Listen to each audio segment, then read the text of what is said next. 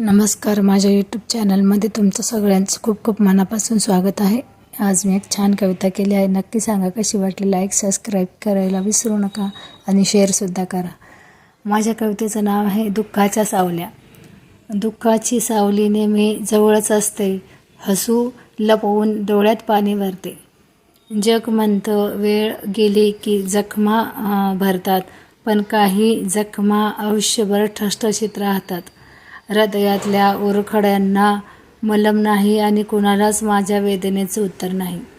रात्र झाली की आठवणींनी कुरतडतं मन आणि दुःख सांगायला नसतं कोणी आपला जन.